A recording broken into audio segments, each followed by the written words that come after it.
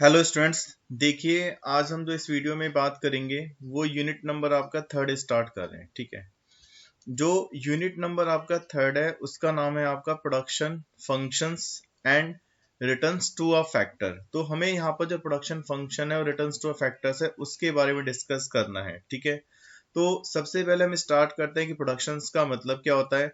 तो देखो, प्रोडक्शन का सिंपल सा मतलब होता है कि जो जब हम अपने इनपुट को, कि हमारे क्या होते हैं, आपका इनपुट होते हैं, जब हम उस इनपुट को कन्वर्ट करते हैं किसके अंदर, आपका आउटपुट के अंदर आपका कन्वर्ट किया जाता है, तो उसको सिंपल हम क्या कहते हैं, आपका प्रोडक्शन कहा जाता है। ठीक है, कि हमने इनपुट को किस में कन्वर्ट किया है, आपका आउटपुट में कन्वर्ट किया है। तो इनपुट को आउटपुट में कन्वर्ट करना हमारा क्या कहलाता है, आपका ये प्रोडक्शन आपका ये कहलाएगा। ठीक है, तो अगर हम किसी चीज को मैन्युफैक्चरिंग, सिंपल वे में कह सकते हो मैन्युफैक्चरिंग समथिंग, कि किसी भी चीज का जो मैन्युफैक्चरिंग करना भी हमारा क्या कहलाता है, आपका ये प्रोडक्शन आपका ये कहलाएगा। तो मैन्युफैक्चरिंग समथिंग या इनपुट को आउटपुट में कन्वर्ट करना, that is called the production. जैसे फार्मर है, फार्मर क्या करता है, आपका व्हीट और राइस का प्रोडक्शन करेगा किसी फैक्ट्री में। ठीक है, किसका प्रोडक्शन हो रहा है, आपका चिप्स का या सॉस का। तो ये हमारा क्या है, सिंपल आपका प्रोडक्शन होता है।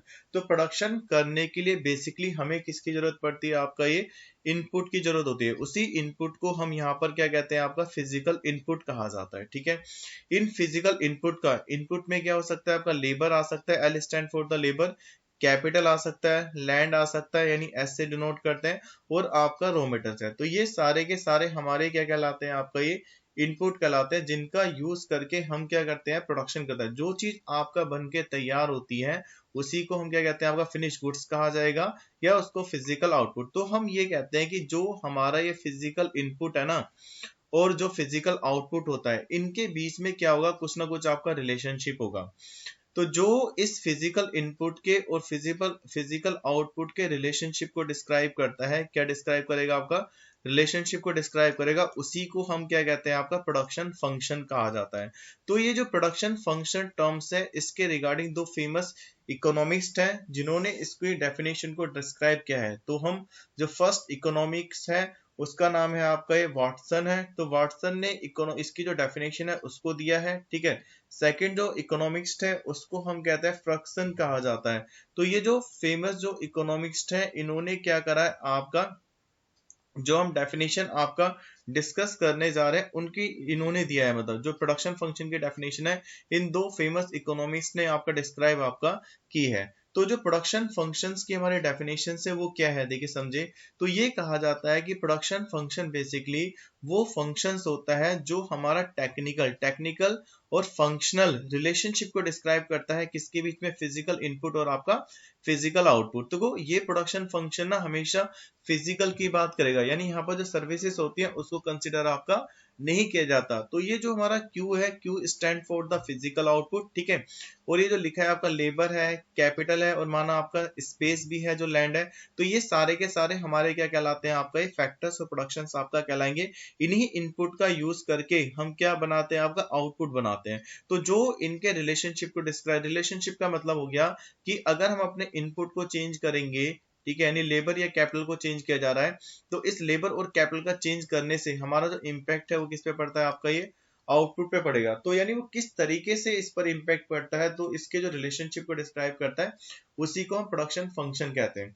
तो सबसे पहले हम ये समझते हैं कि जो हमारे फिजिकल इनपुट होते हैं ना, उसका जो क्लासिफिकेशन है वो आपका टू पार्ट में गया है। कुछ ऐसे फिजिकल इनपुट होते हैं जिनको हम क्या कहते हैं, आपका वेरिएबल इनपुट कहा जाता है। दूसरे जो हमारे होते हैं वो क्या होते हैं, आपका फिक्स इनपुट। वेरिएबल का मतलब है, जैसे लाइक हम रॉ मेटल्स की बात करें, इसको वेरिएबल इनपुट की कैटेगरी में रखा गया है। जो लेबर है उसको वेरिएबल माना गया है, जो कैपिटल है हमारा और जो लैंड है उसको हम क्या कहते हैं, आपका फिक्स इनपुट कहा जाता है। तो इन्हीं इनपुट के बेसिस पर हमने जो प्रोडक्शन फंक्शन है उसका जो क्लासिफिकेशन किया गया है वो टू पार्ट्स में किया। तो ये टाइप्स है कि जो प्रोडक्शन फंक्शन है वो कितने तरह का होता है। तो प्रोडक्शन फंक्शन का जो क्लासिफिकेशन है आपका टू टाइप्स में किया जाता है। फर्स्ट को हम कहते हैं आपका शॉर्ट रन कहा जाता है, सेकंड को हम कहते हैं आपका लॉन्ग रन। दो शॉर्ट रन प्रोडक्शन फंक्शन है, ठीक है, उसको ही हम किस नाम से जानते हैं, आपका रिटर्न्स टू अ फैक्टर के नाम से जाना जाता है। किसके नाम से, आपका रिटर्न्स टू अ फैक्टर। जो आपका लॉन्ग रन है उसी को हम किसके नाम से जानते हैं, आपका रिटर्न्स टू अ स्केल। तो यहाँ पर हमें जो रिटर्न्स टू अ फैक्टर है और जो रिटर्न्स टू स्केल है, दोनों कंसेप्ट को ही हमें आपका डिस्कस आपका करना है। तो देखो शॉर्ट रन बेसिकली वो पीरियड होता है जिसके अंदर हम अपने जो वेरिएबल इनपुट होते हैं ना उनको तो चेंज कर सकते हैं, लेकिन जो फिक्स इनपुट होते हैं उसको चेंज आपका ये नहीं किया जा सकता, ठीक है। और जबकि लॉन्ग रन वो पीरियड होता है कि जिसमें हमारे सारे के सारे जो इनपुट्स होते हैं, चाहे वो वेरिएबल हो चाहे फिक्स हो, दोनों ही इनपुट में क्या किया जा सकता है, आपका ये चेंज किया जा सकता है। तो जो हमारा लॉन्ग रन पीरियड होता है उसमें हमारे वेरिएबल इनपुट भी चेंज होते हैं और आपका फिक्स इनपुट भी। देखो इसको जो डिनोट करते हैं Q x stand for the production. Production is the function of labour and capital. तो इसमें हमने यहाँ पर क्या पुट अप किया, बार। बार जनरली ये इंडिकेट कर रहा है कि जो कैपिटल है ना वो हमारा कैसा इनपुट है, आपका फिक्स इनपुट है, और जो लेबर है वो हमारा कैसा इनपुट है, आपका वेरिएबल इनपुट है। लेकिन ये वो पीरियड होता है कि जिसमें सारे के सारे इनपुट्स कैसे हो गए, वेरिएबल। तो यहाँ पर हमने कैपिटल के ऊपर बार आपका नहीं लगाया, क्योंकि जो लेबर और जो कैपिटल होते हैं लॉन्ग पीरियड में, यानी एक ऐसे समय के बाद जिसमें अपने वेरिएबल और कैपिटल इनपुट दोनों को चेंजेस कर सकते हैं, वो हमारा कैसा पीरियड कहलाता है, आपका लॉन्ग पीरियड कहलाएगा। यानी अब ये बता दिया गया है कि जो शॉर्ट रन होता है उसको हम क्या कहते हैं, आपका रिटर्न्स टू अ फैक्टर कहा जाता है, और जो लॉन्ग रन होता है उसको हम क्या कहते हैं, आपका रिटर्न्स टू अ स्केल कहा जाता है, ठीक है। ये जो हम पढ़ रहे हैं शॉर्ट पीरियड, वो बेसिकली डिपेंड होता है लॉ ऑफ वेरिएबल प्रोपोर्शंस पे डिपेंड होता है। यानी ये जो रिटर्न्स टू फैक्टर्स है उसके लिए एक रूल्स बनाया गया है, एक लॉ बनाया गया है जिसको हम लॉ ऑफ वेरिएबल प्रोपोर्शंस कहा जाता है, ठीक है। जिसमें इनपुट में जो चेंजेस होता है वो डिफरेंट वे में होगा, मतलब डिफरेंटली प्रोपोर्शनली होता है, यानी वेरिएबल प्रोपोर्शन है मतलब। जबकि ये जो हमारा आपका लॉन्ग रन पीरियड होता है ये जो डिपेंड होता है लॉ ऑफ फिक्स प्रोपोर्शंस पे डिपेंड होता है। और ये फिक्स प्रोपोर्शंस का मतलब है कि जो इनपुट होते हैं उसमें कांस्टेंट रेशियो में आपका ये चेंजेस होगा आपका, ठीक है। तो एक में कांस्टेंट हो रहा है, एक में आपका वेरिएबल प्रोपोर्शन में। तो देखो अगर हमें शॉर्ट रन प्रोपोर्शंस का डायग्राम बनाना है या लॉन्ग रन पीरियड का डायग्राम बनाना है, कैसे, तो देखो यहाँ पर हमने कहा कि जो कैपिटल होती है ना वो हमारी क्या रहती है, कांस्टेंट रहती है। तो हम जो चेंजेस करते हैं किसमें करते हैं, वेरिएबल, लेबर में। तो लेबर पहले OL1 थी, ठीक है, यानी OL0 थी, फिर वो क्या हो गई आपका OL2, यानी इंक्रीज भी हो सकती है और साथ में क्या हो सकती है, वो आपका डिक्रीज। तो लेबर को चेंजेस किया जा सकता है, लेकिन जो कैपिटल है ना वो हमेशा क्या रहेगी, आपका ये कांस्टेंट रहेगी आपका, ठीक है। और लॉन्ग रन वो पीरियड होता है जिसमें जो लेबर है, यानी लेबर का अमाउंट क्या था, आपका L1 था, कैपिटल का अमाउंट क्या था, आपका K1 था। तो इससे ये पॉइंट आ गया हमारा, ठीक है। तो इसमें जो कर्व बना है वो हमारा हॉरिजॉन्टल लाइन बना है, जबकि इसमें जो कर्व है वो अपवर्ड स्लोप है। अब हमने लेबर को इंक्रीज किया, लेकिन जितने रेशियो में हमने लेबर को इंक्रीज किया ना उसी रेशियो में हम किसको इंक्रीज करेंगे, आपका कैपिटल को। तो जब इस दोनों लाइनों को ज्वाइन किया तो ये जो प्रोडक्शन फंक्शन जा रहा है, स्ट्रेट लाइन जो जा रही है, ये लॉन्ग रन को इंडिकेट कर रहा है कि लॉन्ग रन प्रोडक्शन फंक्शन कैसा होता है, अपवर्ड होता है। देन देखो अगर हम बात करें फिर कंसेप्ट और प्रोडक्शन की, जो कंसेप्ट और प्रोडक्शन है, यानी प्रोडक्शन को समझने के लिए उसके कंसेप्ट को हमने 3 पार्ट्स में क्लासिफाइड किया। फर्स्ट को हम बोलते हैं टोटल प्रोडक्शन, देन आपका एवरेज प्रोडक्शन, फिर आपका मार्जिनल प्रोडक्शन। देखो जो टोटल प्रोडक्शन होता है बेसिकली वो जो हमारा शो करता है वो आपका शो करेगा टोटल यूनिट्स को, कि हमने इस वेरिएबल इनपुट का यूज करके, भाई हमने वेरिएबल इनपुट का भी यूज किया और साथ में फिक्स इनपुट का। तो वेरिएबल इनपुट का और फिक्स इनपुट का यूज करके आपने जितनी क्वांटिटी प्रोड्यूस की है ना वो हमारा क्या कहलाएगा, आपका टोटल प्रोडक्शन कहलाएगा। और टोटल प्रोडक्शन हमारा किसके इक्वल होता है, समीशन ऑफ मार्जिनल प्रोडक्शन, ठीक है। सेकंड आता है एवरेज प्रोडक्शन। देखो एवरेज प्रोडक्शन बेसिकली किसको शो करता है, प्रोडक्टिविटी ऑफ लेबर। देखो यहाँ पर हम क्या है, जो प्रोडक्टिविटी है वो लेबर की भी निकाली जा सकती है और कैपिटल की, लेकिन हम ये मान के चल रहे हैं कि जो कैपिटल है वो कांस्टेंट है, प्रोडक्टिविटी किसकी हो गई, आपका लेबर की। तो ये जो हम कंसेप्ट पढ़ रहे हैं तो माना जा रहा है कि यहाँ पर जो कैपिटल है ना वो क्या है, कांस्टेंट है। कि सबसे पहले हम आपका रिटर्न्स टू अ फैक्टर के बारे में डिस्कस करें तो रिटर्न्स टू फैक्टर्स में कैपिटल क्या माना गया, आपका कांस्टेंट माना गया, ठीक है। तो यहाँ पर इसका मतलब है कि इसका मतलब क्या है, it refers to the total quantity producing using variable input as well as the fix input. कि हमने वेरिएबल इनपुट को और फिक्स इनपुट को यूज करके जितनी क्वांटिटी बनाई है प्रोडक्शन की प्रोसेस में उसको टोटल आउटपुट कहा जाता है, ठीक है। जैसे यहाँ पर लिखा है भाई हमने क्या करा, भाई इतनी लेबर लगाई, 5 लेबर लगाया तो उसने कितनी यूनिट्स प्रोड्यूस किया, आपका 100। तो ये 100 जो है हमारा टोटल प्रोडक्शन है।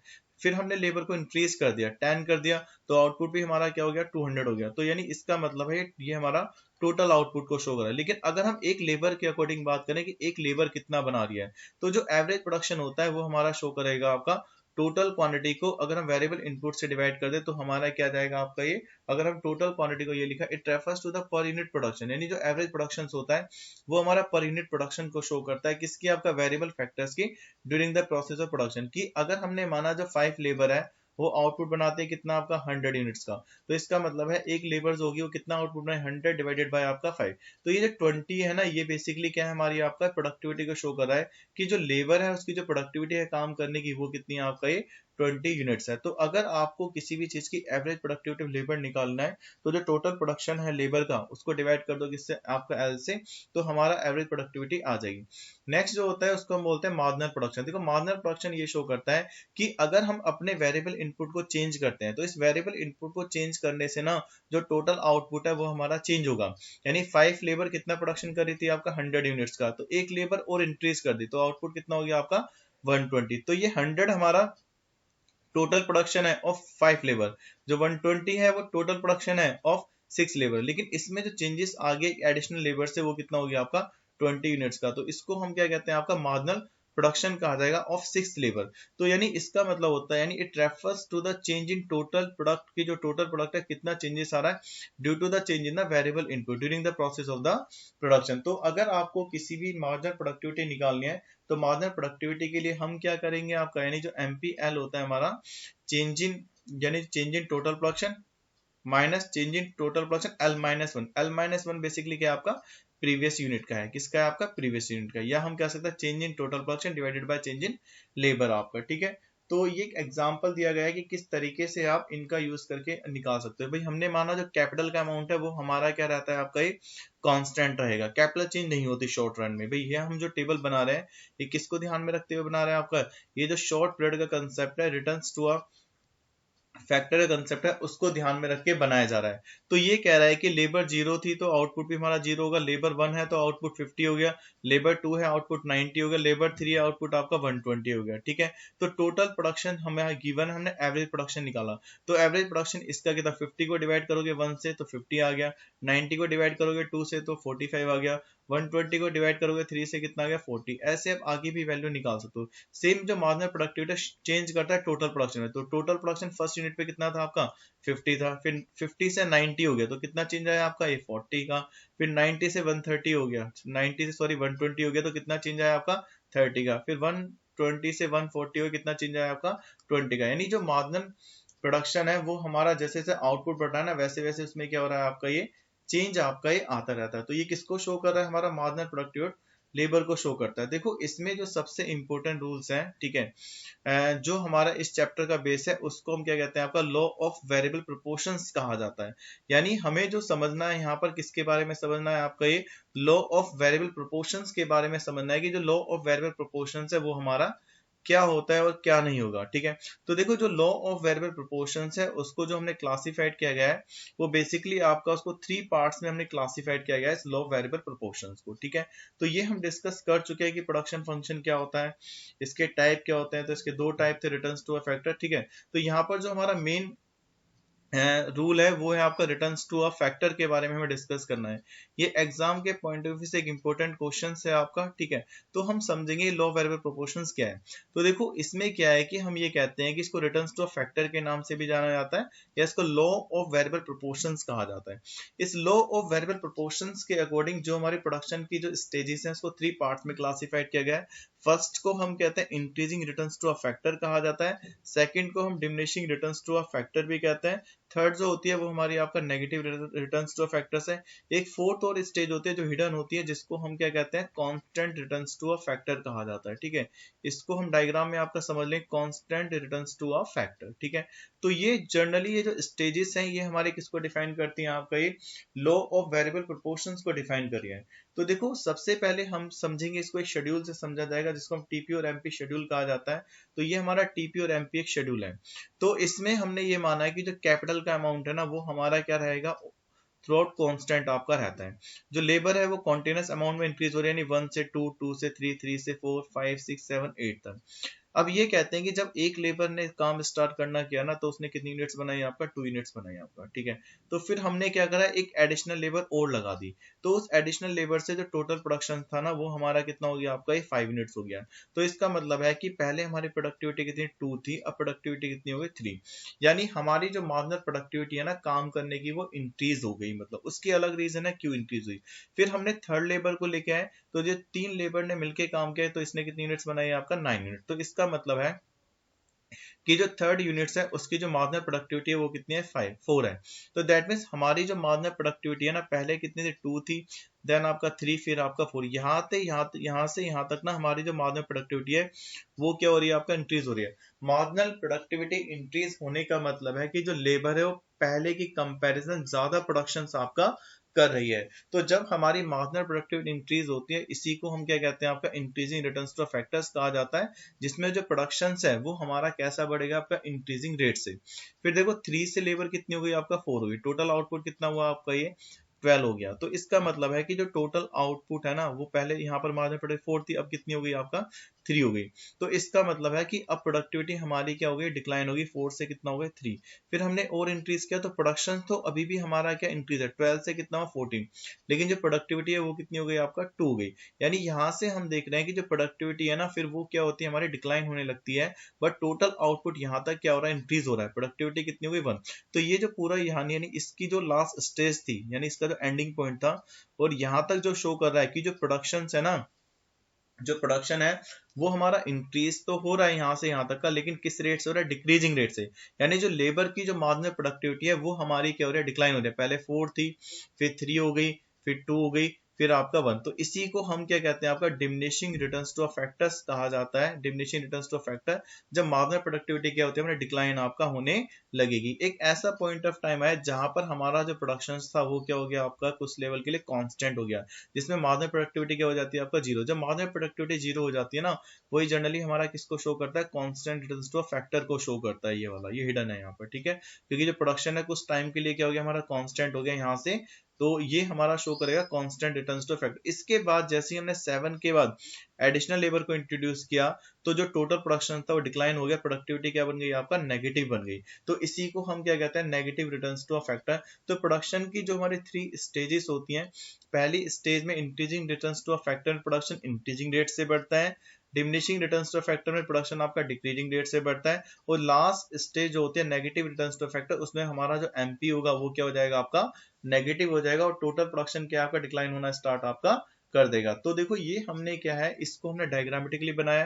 तो ये जो हमारा दिखाया गया है, वाई एक्सिस पे हमने प्रोडक्शन शो करना है, एक्स एक्सिस पे variable factor that mean labour को हम शो करेंगे। तो ये सबसे पहले हमने यहाँ से यहाँ तक क्या करा, ये एमपी कर बनाया। तो ये जो आपको दिख रहा है, सॉरी ये टीपी कर रहा है, टोटल प्रोडक्शन कर रहा है।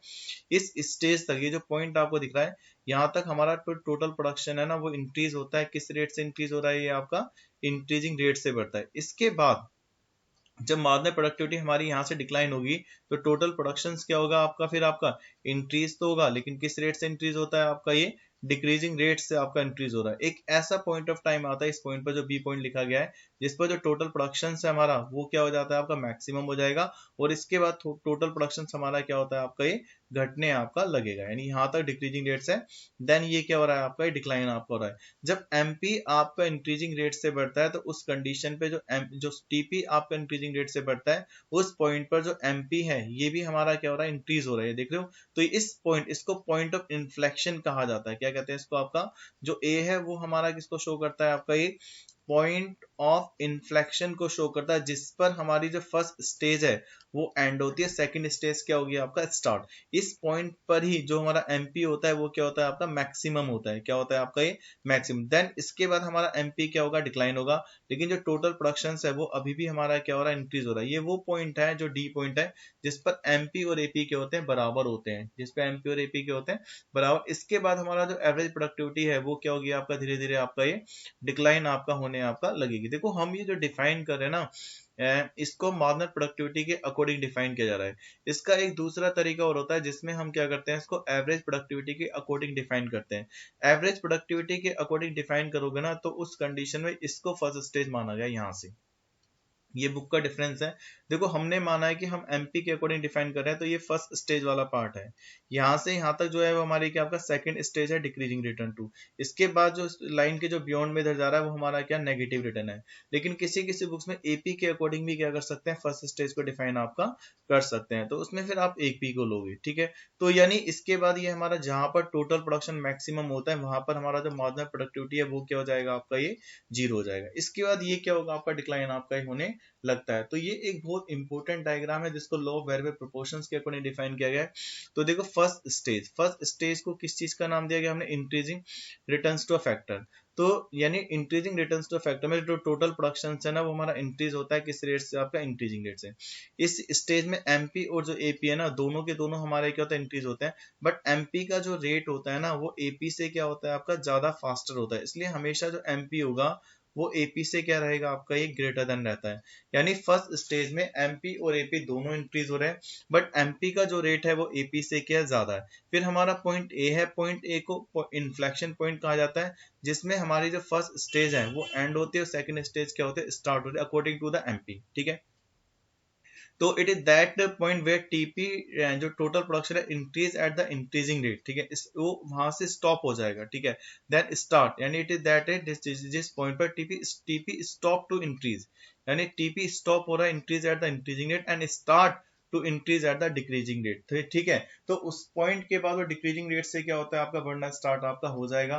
फिर हमारी सेकंड स्टेज आती है, सेकंड स्टेज होती है उसको हम क्या कहते हैं, आपका diminishing returns to a factor कहा जाता है। क्या कहते हैं इसको, आपका diminishing returns to a factor. ठीक है, तो diminishing returns to a factors वो होता है जिसमें हमारा जो टोटल प्रोडक्शन है ना वो आपका इंक्रीज तो हो रहा है, टोटल प्रोडक्शन इंक्रीज तो हो रहा है, लेकिन किस रेट से, आपका डिक्रीजिंग रेट से बढ़ता है। टीपी इंक्रीज होता है किस रेट से, आपका डिक्रीजिंग रेट से। जो एमपी है बिकम्स मैक्सिमम, और फर्स्ट स्टेज के एंड में एमपी क्या होगा, आपका मैक्सिमम हो जाएगा और डिक्लाइन होना आपका स्टार्ट हो जाता है। इसी स्टेज में एपी ऑल्सो बिकम्स मैक्सिमम, तो एपी और एमपी क्या होता है, एक मैक्सिमम हो जाता है। और एमपी हमेशा एपी को उसके मैक्सिमम पॉइंट पर इंटरसेक्ट करता है, इसलिए एमपी एपी के क्या होगा, आपका इक्वल होगा किसमें, आपका सेकंड स्टेज में। थर्ड स्टेज को हम क्या कहते हैं, आपका negative returns to a factor कहा जाता है। क्या कहते हैं इसको, आपका negative returns to a factor. जो constant returns to a factors है ना वो भी हमारा इसी का पार्ट आपका माना गया है, वो सेपरेट आपका नहीं है, मतलब ठीक है, उसको सेपरेट भी हम एक्सप्लेन कर सकते हैं, लेकिन अभी मान के चल रहे हैं वो इसी के अंदर आपका है। तो देखो इसमें क्या होता है कि जो टोटल प्रोडक्शन है ना वो हमारा क्या होगा, मैक्सिमम। जिस पॉइंट पर टोटल प्रोडक्शन मैक्सिमम होता है उस पॉइंट पर एमपी क्या होगा, आपका ये जीरो होगा। और इसके बाद वो हमारा क्या होता है, जो एमपी है एपी है दोनों क्या हो रहे हैं, आपका डिक्रीज हो रहे हैं, बट एमपी क्या रहता है हमेशा, but MP becomes the negative, और एमपी थर्ड स्टेज में क्या हो गया, आपका नेगेटिव हो गया, AP always remain the positive. तो देखो एमपी जो होता है वो एपी से फास्टर रेट से क्या होता है, डिक्रीज होगा। मतलब जैसे फर्स्ट स्टेज में एमपी, जिस फर्स्ट स्टेज में जिस तरीके से एमपी आपका इंक्रीज होता है ना फास्टर रेट से, इसी तरह से जो एमपी है यहाँ पर फास्टर रेट से क्या होगा, कम होगा। इसलिए जो मार्जिनल प्रोडक्टिविटी की वैल्यूज होती है वो एपी के कंपैरिजन क्या हो जाती है, अब कम हो जाएगी इस स्टेज में। फोर्थ स्टेज क्या होता है, इसको constant returns to a factor कहा जाता है, कि जहां पर जो एमपी है ना तो वो इंक्रीज हो रहा है ना ही क्या हो रहा है, आपका डिक्रीज हो रहा है, उसी को हम क्या कहते हैं, constant returns to a factors कहा जाता है। तो constant returns to a factors वो स्टेजेस होते हैं जहां पर एमपी ना तो हमारा क्या होगा, आपका ये इंक्रीज होगा और ना ही क्या होगा, आपका ये डिक्रीज होगा। तो वो हमारी क्या होती है, फोर्थ स्टेज होगी, और जिस पर हमारा जो टोटल प्रोडक्शन होता है वो क्या हो जाता है, आपका मैक्सिमम हो जाएगा। आई होप आपको वीडियो पसंद आई होगी। Thanks for watching this video.